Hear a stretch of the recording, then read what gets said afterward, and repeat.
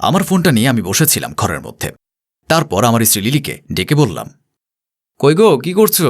সময় করে 1 cup coffee দিয়ে যাও তো, মাথাটা বড্ড ধরেছে। রান্নাঘর থেকে তার কোনো সাড়া পেলাম না। মোবাইলটা ঘাঁটতে শুরু করলাম আবার। হঠাৎ একটা ভিডিও আমার চোখের সামনে পড়ল। ভিডিওটা মাত্র 5 মিনিট 20 সেকেন্ডের। আমার স্ত্রী লিলি আর একটা 22-23 বছর বয়সী যুবকের অন্তরঙ্গ মুহূর্তের ভিডিও। ভিডিওতে দেখা যাচ্ছে তারা দুজন পৈশাচিক খেলায় মেতে রয়েছে। প্রথমে বিশ্বাস হয়নি এটা আমার লিলি কিনা। আমার স্ত্রী এরকম ভিডিও আমাকে দেখতে হতে পারে এটা আমি কখনো আশা করিনি। 2বার চোখ কচলে আবার দেখলাম। এবার আমি নিশ্চিত হতে পারলাম এটাই লিলি। রাগে ঘেন্নায় আমার শরীর কেঁপে উঠল। নিজের মনে নিজেকে গালি দিয়ে একটা আছাড় মেরে ফোনটা ভেঙে ফেললাম। আমার রক্ত মাথায় উঠে গেছে। সমস্ত শরীর রাগে ক্ষোভে থরথর করে কাঁপছে। আমার ভীষণ ঘেন্না লাগছে। লিলি এই কাজটা কিভাবে করতে পারল? আমার তখন মনে হচ্ছিল সে জন্মানোর সাথে সাথে কেন তার বাবা মা তাকে গলা টিপে মেরে ফেলল না। আমার মনে পড়ল আমার বোন লিজা কিছুদিন আগে আমাকে একটা কথা বলেছিল, কিন্তু তখন আমার বিশ্বাস হয়নি। বোনকে একটা থাপ্পড় মেরেছিলাম। মাস 2 আগের কথা। সেদিন আমার অফিস থেকে ফিরতে ফিরতে একটু রাত হয়েছিল। অফিস থেকে ফিরে আমি চেয়ারে বসে মোজা খুলছিলাম। হঠাৎ আমার বোন লিজা এসে বলল, দাদা, তোকে একটা কথা কদিন ধরেই বলবো ভেবেছি। তুই সম্মতি দিলে আমি কথাটা বলতে পারি। আসলে আমি বুঝতে পারছি না এটা তোকে বলা ঠিক হবে কিনা। তবুও আমার মনে হয় তোকে না বললে আমিও শান্তি পাবো না। আমি বোনকে ধমক দিয়ে বললাম, এত ভনিতা না করে বলবি কি হয়েছে? তখন থেকে দেখছি একটা কথা ইনিয়ে বিনিয়ে বলার চেষ্টা করছিস। খোলাসা করে বল কি হয়েছে?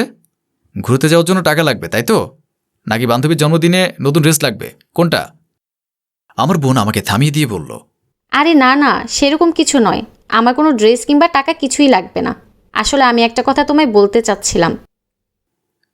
তুই কি সত্যি আমাকে কোনো কথা বলতে চাস, নাকি শুধু শুধু নাটক করছিস? কখন থেকে বসে আছি কথা শোনার জন্য, কিন্তু কিছু না বলে ফালতু সময় নষ্ট করছিস। অফিস থেকে ফিরে আমি ভীষণ ক্লান্ত। এবার তো আমার খাওয়া দাওয়ার পর বিশ্রাম নেওয়ার প্রয়োজন। কথা বলবার হলে বল, না হলে নিজে ডুবে যা। দাঁড়িয়ে দাঁড়িয়ে আমার মাথা ঘাস না। এবার আমার বোন একটু বেশি বিচলিত হয়ে উঠল, কারণ আমি তখন জানতাম না সে আমাকে কি বলতে চাচ্ছে। অনেক ভয়ে ভয়ে সে আমাকে বলল, আমার মনে হয় তোমার বৌদি ভাইকে একটু নজরে নজরে রাখা উচিত। আমি আমার বোন লিজাকে বললাম, নজরে নজরে রাখা উচিত মানে? তোর বৌদি ভাই কি বাচ্চা মেয়ে যে ওকে নজরে নজরে রাখতে হবে? ও তো সারাদিনই বাড়িতে থাকে, তোদের সাথে সময় কাটায়, রান্নাবান্না করে। তাহলে আর ওকে নজরে রাখার কি আছে? সারাদিন পাহারা দেওয়ার মতন তো মানসিকতা আমার নাই। লিজা আবারও আমায় বোঝানোর চেষ্টা করলো। না আসলে দাদা, আমি কয়েকদিন ধরেই লক্ষ্য করছি বৌদি ভাই লুকিয়ে লুকিয়ে কারোর সাথে একটা ফোনে কথা বলে। আমি প্রথম প্রথম ভাবতাম হয়তো তোর সাথেই গল্প করছে, কিন্তু বৌদি ফোনে বিজি থাকাকালীন আমি তোকে অনেকবার ফোন করে দেখেছি। একবারও তোর ফোন ওয়েটিংয়ে থাকেনি। তাহলে সেই সময় সে তোর সাথে নয়, বরং অন্য কারোর সাথে গল্প করে। এবারেও লিজার কথা আমার মাথায় ঢুকলো না। আমি ওকে বললাম, হয়তো ওর বন্ধু বান্ধবের সাথে গল্প করে হেসে হেসে কথা বলা মানে তো সে খারাপ কিছু করছে না। এমনটাও তো হতে পারে তাই না? খামাকে একটা মানুষের উপর সন্দেহ চাপিয়ে দিয়ে তোর কী লাভ বলতো? বৌদিকে জিজ্ঞেস করতে পারতিস সে কার সঙ্গে কথা বলছে। লিজা আমার কথার উত্তরে জানালো, আমি অনেকবার জানতে চেয়েছিলাম, এমনকি বৌদির ফোনটা হাতে নিয়েও লুকিয়ে লুকিয়ে দেখার চেষ্টা করেছি, কিন্তু সেটা কোনো মেয়ের নাম্বার ছিল না, বরং সেটা একটা ছেলের নম্বর ছিল। বৌদি কিছুতেই তা মানতে চায়নি, আমাকে বলেছে তার বিষয়ে নাক না গলাতে। সেদিনে লিজার সাথে আমার কোনো কথা বলা হয়নি। আসলে সেদিন ওর কথাগুলো আমার একটুও পছন্দ হয়নি। তারপর থেকে আমি বিষয়টা ভুলে গিয়েছিলাম। আজকে হঠাৎ আমার বউয়ের নোংরা ভিডিও ভাইরাল হতে দেখে আমার চোখ কপালে উঠল। আমার ফোনটা মেঝের উপর পড়ে ভেঙে আছে। কিছুদিন আগে অনেক দাম দিয়ে ফোনটা কিনেছিলাম। অনেক শখের জিনিস ছিল, কিন্তু একটা শখের জিনিসের মধ্যে যে আমার স্ত্রীর এরকম একটা জিনিস আমাকে দেখতে হবে আমি তা কখনোই আশা করিনি। সেজন্য এত শখ করে কেনা ফোনটা ভেঙে ফেলতে আমার 2 সেকেন্ডও সময় লাগলো না। চিৎকার করে লিলিকে ডাকতে শুরু করলাম, কিন্তু লিলি রুমে আসছে না দেখে আমি নিজে রান্নাঘরের দিকে এগিয়ে গেলাম। গিয়ে দেখতে পাই রান্না করতে করতে সে কারোর সঙ্গে ফোনে গল্প করছে আর হাসাহাসি করছে। তার হাত থেকে ফোনটা কেড়ে নিতেই সে আমার দিকে গর্জন করে তাকালো। তারপর বলল, এটা কেমন অসভ্যতা নয়ন? জানো না কেউ কারোর সাথে ফোনে কথা বললে সেই ফোন কেড়ে নিতে নেই? তোমার সাহস কি করে হলো আমাকে না বলে আমার ফোনে হাত দেওয়ার? আমি চট করে দেখে নিলাম লিলি কার সঙ্গে কথা বলছে। নাম্বারটা আমার অচেনা, কিন্তু ওই নাম্বারের সঙ্গে যে ছবিটা অ্যাড করা আছে সে ছবির ছেলেটাকে আমি কিছুক্ষণ আগেও ওই ভিডিওতে দেখেছিলাম।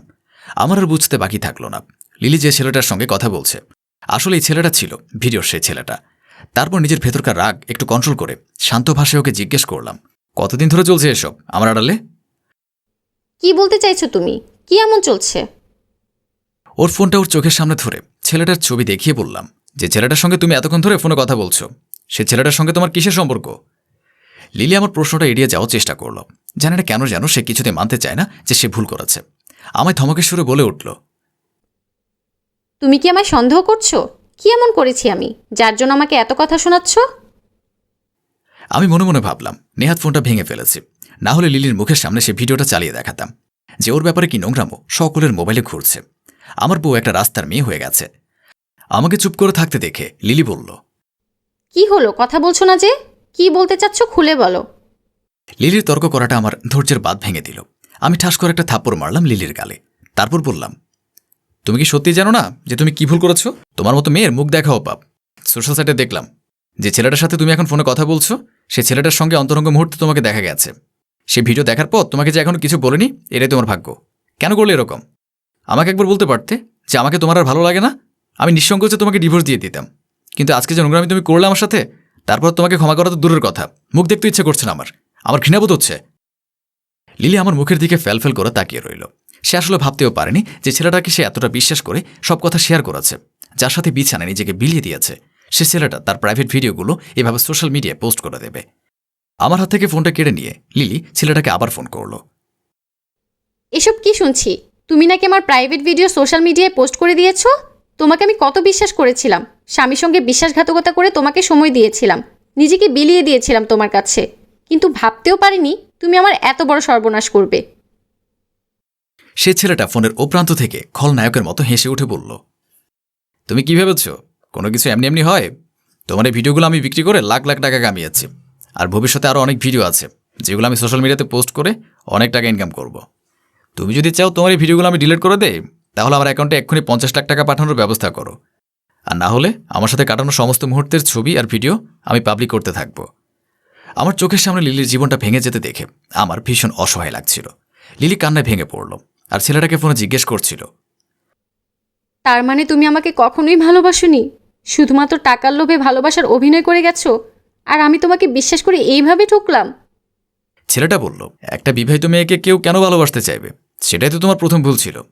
আর যেটা তুমি বুঝতে পারলে সেটা তোমার আরও আগেই বোঝা উচিত ছিল। আমার জীবনে শুধু তুমি নও, তোমার মতো আরও 10-15টা মেয়ে আছে যাদের সাথে আমি এভাবেই ভালোবাসার অভিনয় করেছি। তারা খুব তাড়াতাড়ি বুঝে ফেলেছিল, কিন্তু তুমি তাদের মতো নও, বড্ড বোকা। এখনো পর্যন্ত আমার জন্য কাঁদছো। লিলি ছেলেটিকে বলল, তোমাকে আমি পুলিশে দেব। তুমি কি ভেবেছো এমনি এমনি আমি তোমায় ছেড়ে দেব? ছেলেটা ফোনে বলল, আমাকে পুলিশে দেওয়ার ক্ষমতা কারণ নেই। বলে ফোনটা কেটে গেল। লিলি ধপ করে মেঝেতে বসে পড়ল আর কান্নায় ভেঙে পড়ল। আমার তখন লিলিকে সান্ত্বনা দেওয়ার কোনো ভাষা ছিল না, কারণ আজ সে নিজেই নিজের জালে মাকড়সার মতো আটকে গেছে। সে যদি প্রথম থেকে আমায় সবকিছু খুলে বলতো, তাহলে আজকের মতো এই বড় বিপদটা হতো না। আমি তাকে সবকিছু না বলে রান্নাঘর থেকে বের হয়ে গেলাম। হয়তো আমি লিলিকে ভীষণ ভালোবাসি আর সারা জীবনই ভালোবাসবো, কিন্তু একজন বিশ্বাসঘাতক মেয়ের সাথে সংসার করা আমার পক্ষে সম্ভব নয়। আসলে লিলির বোঝা উচিত ছিল কাউকে এভাবে বিশ্বাস করা উচিত নয়, কারণ আমরা যে মানুষকে অন্ধের মতো বিশ্বাস করি সে মানুষই আমাদেরকে ঠকায়।